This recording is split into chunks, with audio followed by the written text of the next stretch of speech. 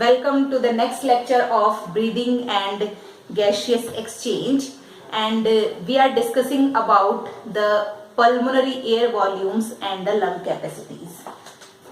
So here is pulmonary air volumes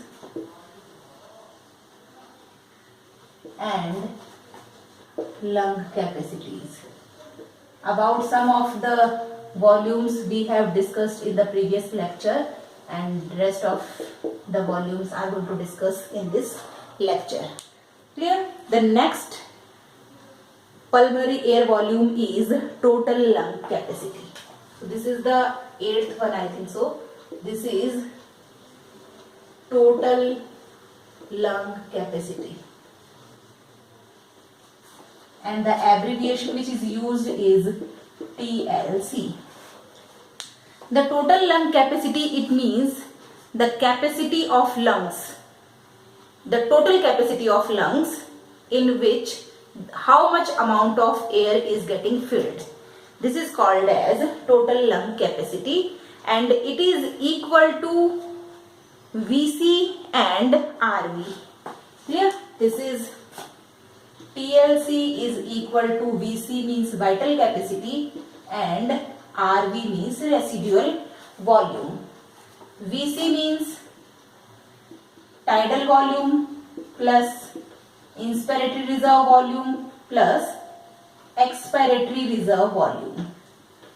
Clear? This is VC, and the total of this is called as TLC.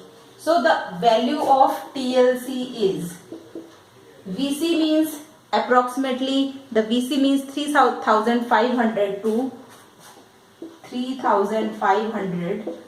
4,500 milliliters, plus RV is 1,500 milliliter. Its total is 5,000 to 6,000 milliliters, or we can say that 5 to 6 liters, and the average is 5,800 milliliter. This is the average value of TLC. The next lung capacity is minute respiratory capacities. Clear? One more thing, all the capacities which have discussed till now, the value of these capacities is approximately 20 to 30% less in female than the males. Clear? The value of, here I am writing, the value of all lung capacities is about 20 to 30% less in females than males. Clear? So we have to remember these things. Next one is minute respiratory capacity. This value is higher in the athletes. So here we are not talking about the athletes. The athletes are having higher lung capacities. And the next type of lung capacity is minute respiratory volume. Minute respiratory volume. So here is minute respiratory volume. This is MRV. Volume. MRV. Abbreviation is MRV. Now, what is the minute respiratory volume? It means how much air gets filled inside the lungs during a minute. We know that in the completion of one breathing cycle, about 500 milliliters of gas can be taken in. That is the tidal volume in the normal condition. So 500 ml is the TV. It means tidal volume, and it is in the normal condition. This is per cycle. And we know that approximately during a minute we have to breathe in about 12 times. This is the approximate time. So the total value is, we are counting the minute respiratory volume. It means in 1 minute how much volume of air is getting inside the lungs. It is divided by 500 into 12. One cycle 500 ml. 12 cycle gets completed in 1 minute. So it is multiplied by 12. Now what is the value? It is approximately 6000 ml is the minute respiratory volume. So this is 6000 milliliter, or we can say that 6 liters is the minute respiratory volume. Next is alveolar ventilation. The next is, the 10th one is alveolar ventilation. What is the meaning of alveolar ventilation? So here we are going to discuss about alveolar ventilation.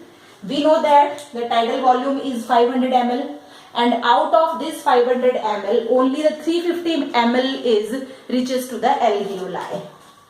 This is 500 ml is TB, and out of this 500 ml only 350 ml is reaches to alveoli, and rest of the 150 ml remains in the dead space. So it remains in the dead space. It means the space which is present inside the bronchi, bronchioles, and primary, secondary, tertiary bronchi, etc. So these are the tubes in which the 150 ml of gas is getting filled. Clear? So for alveoli, how much amount is there? 350 into 12. Per cycle 350 ml reaches to the alveoli, and 12 cycles gets completed in 1 minute. That's why it is 350 into 12, and it is about 4200 milliliters. Okay, this is the value, 4200 milliliters. So alveolar ventilation is about 4200 milliliters. Now we are going to represent a graphical representation to show the lung capacities or the alveolar or the pulmonary air volumes. So here we are going to discuss about graphical representation, which is called as, the instrument which is used to plot a graph is called as spirometer, and the process by which the change in lung capacities gets studied, that is called as spirometry. So here we are going to plot a graph. So this is the graph, 1, 2, 3, and here is the 4. Here I am going to plot a graph. Clear? This is the TB.